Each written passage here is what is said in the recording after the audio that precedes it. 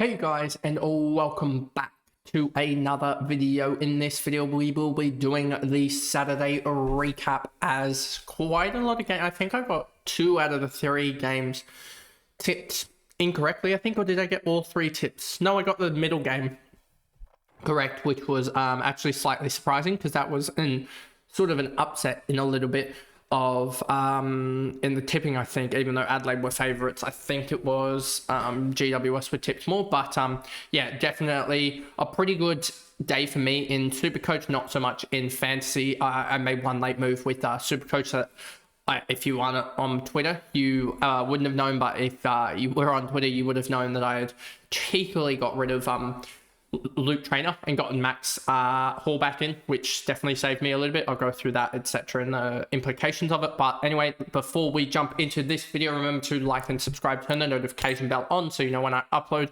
and let's jump into this video here. So that one there, yep.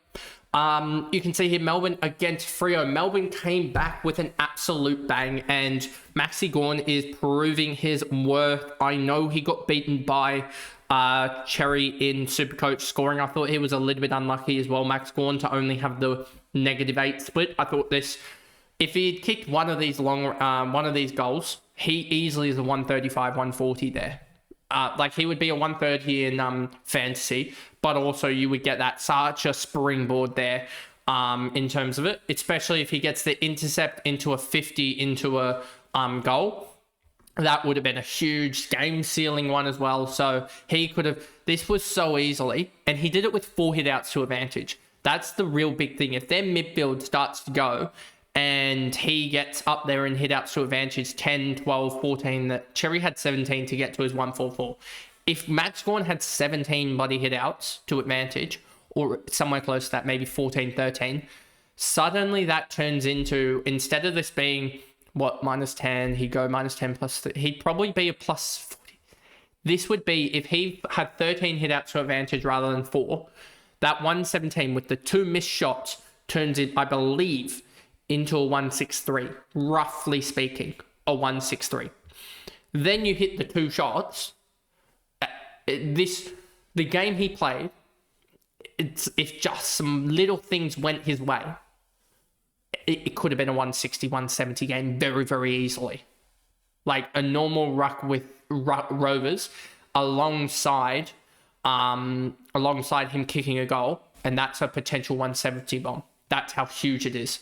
But anyway, you take the 117. He has turned his form around, and I don't remember who he's got next, but let's just double check. He has got, we go here, he has got Richmond next. Richmond gave up, which he scored, I think, a 116 as well, or 117 as well, which we'll go through later today. And then he's got West Coast, which Flynn's definitely doing well in the ruck. We talked about this yesterday against Essendon, but he came up against an Essendon side that didn't have a ruck for a quarter, and he sort of dominated in that. So I'm just bringing up the quick, what was Draper on? Draper was on, I think, 105 at 3/4 time, or basically just into the 4th quarter when that happened. I don't remember exactly when that happened, but Draper definitely didn't play the full game. So yeah, that was definitely, Gawn has a really good run coming up as well. So I think he could easily go 130 and smash it out. I'm just trying to bring up what was Draper's tog. He had 83 minutes out of the 122, and then last week as well when he was soloing. I just want to bring up what was his minutes against Gawn. He had 114 out of 130, so he basically missed a full quarter. Even though there was 8 less minutes in the game, he missed an extra 22 minutes or so, which is almost a full quarter, or like 20% of game time, that Flynn was able to dominate, and he still scored a 105 on Flynn. So if Gawn gets that matchup on Flynn, he's going to go hectic. So yeah, that's why I'm really looking forward to that next week, because it looks like the fixtures have just turned here. Rivers, I've spent like 4 minutes on Gawn. Rivers, outstanding performance. We just want to see him in the midfield. Maybe that happens next year if Petrarca and Oliver leave, but he's a guy that's going to have good scores, bad scores, and stuff like that. But he looked amazing yesterday. Keziah Piggott as well. This is an interesting one. I don't know what his price point is for SuperCoach or Fantasy, but he's definitely been a guy that I've sort of been like, he's going to turn it on and off for different games, it felt like. And if we just go here, pick at 395k. What's he gone? What has he gone? 91, 81, and then 134. This is interesting. I'd like to see the midfield mix, because if he's starting to get more midfield time, if we look at this midfield mix for Melbourne, if we go to here, go to CBAs, Pickett is definitely someone that I've sort of just gone, wait a second. Pickett's come in, and in round 6, he's gone 59, 42, 68% TOG. I just want to look at the fantasy as well. Stat center, give me Pickett here as well. What's he gone in fantasy? He's average 101. I think this is an interesting one, and I think this could be a good enough. It's definitely something I would consider with the matchups having. Pickett's a guy that could be ultra value here. He's going near enough top 6. Like, if we go to points average and then we back it out again for forwards, he's averaging, I believe, if we go to just quickly here, so he's gone 306 in 3 games, which is an average of 102. He's currently the 8th best forward, and you see Sam Darcy's going to drop. Luke Jackson is still, he's going to drop when he actually becomes a forward. And so that makes him the top 6th best forward, I would say. And Toby Green's also going to drop below as well. So he's a top 5 forward for, like, what is that? Let's just double check with what's his price point for a top 5 forward. I know Nick Martin is in and around the marker as well. He's going to improve. You would expect to roughly within reach of Pickett, but Pickett with a 134 is going to be priced at 425k.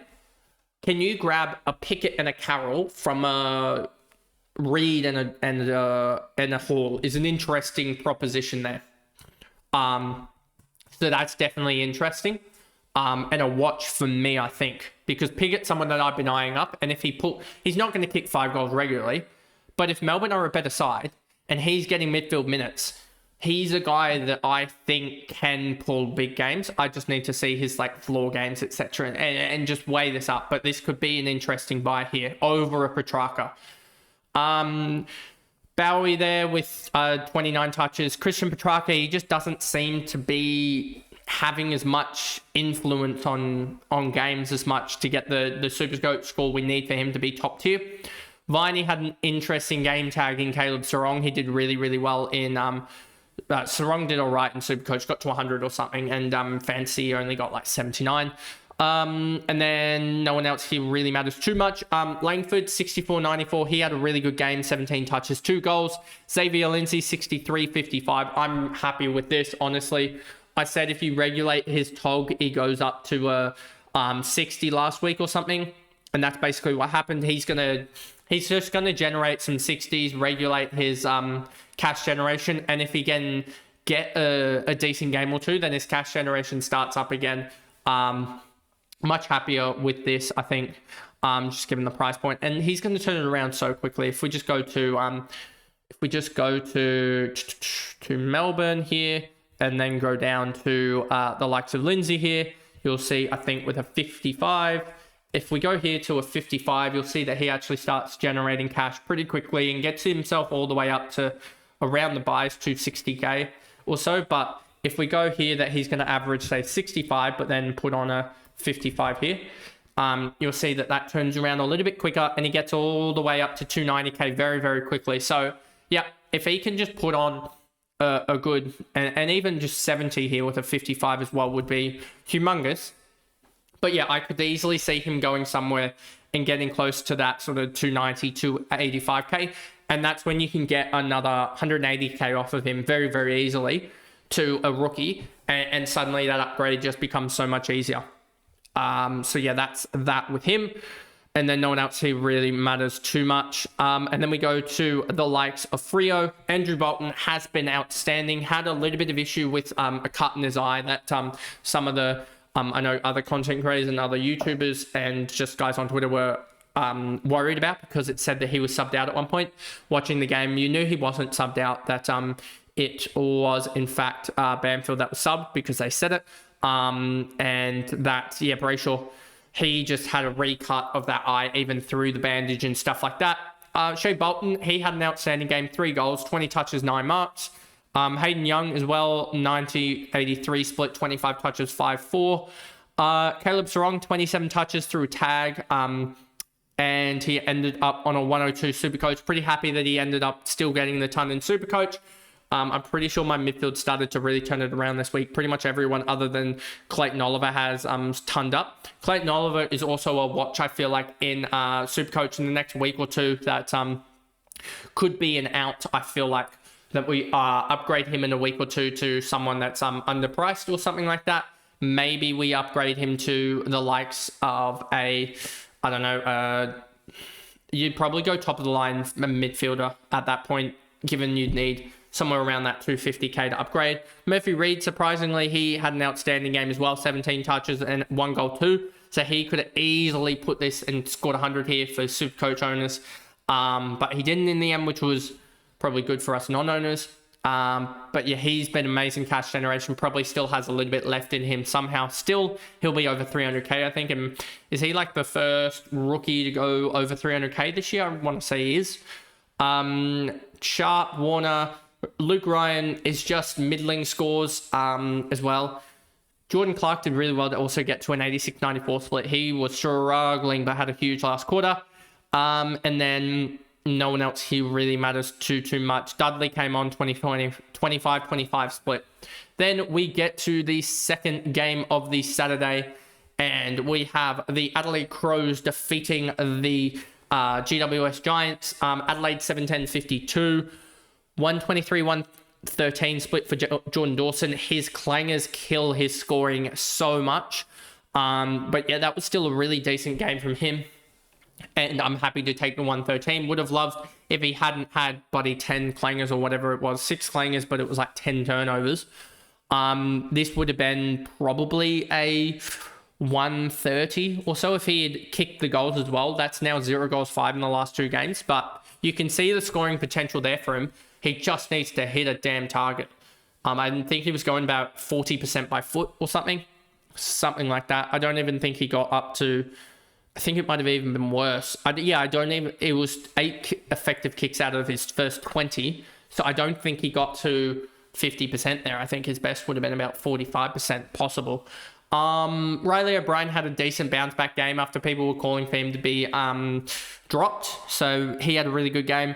Rankin, 98-86. Horrific ball use by O'Brien. These top 3 had, if you look here, just quickly, if I can scroll this out, just fractionally, you can see Dawson 51%, Riley O'Brien 35%, and Rankin 40%. Conditions were horrific, especially in that second half. But yeah, those 3 had horrific ball use, and that's probably why they all had negative splits between Fantasy and SuperCoach.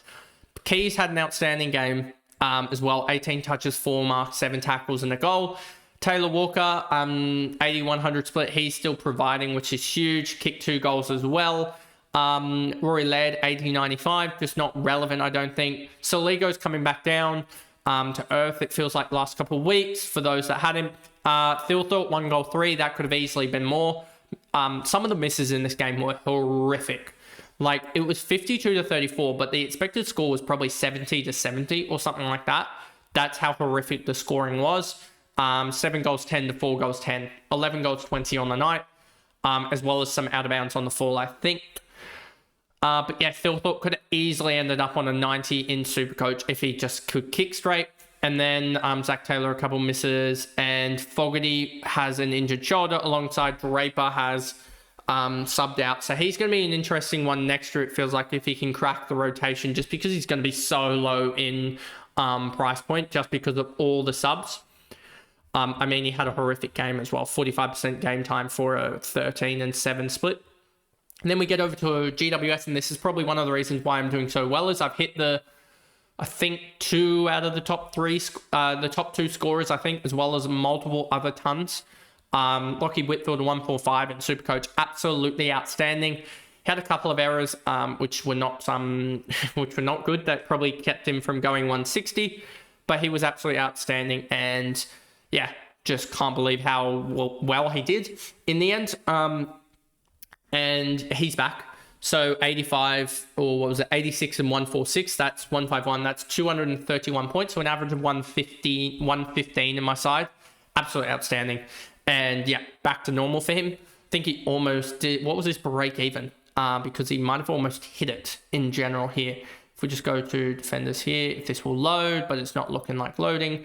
Defenders and GWS, you'll see that we have Lockie Whitfield at a 145, and his break even was a 124. So he somehow beat his break even. He's reset his cash his cash generation doesn't matter, but he's reset him going and being above what people really sort of want him to sit at, I would guess, to get him in. So he's going to be hard to attain for the next couple of weeks, it feels like, unless he drops a bad game. Ash has been outstanding. Finn Callahan returned for owners that traded him for holders, I would say.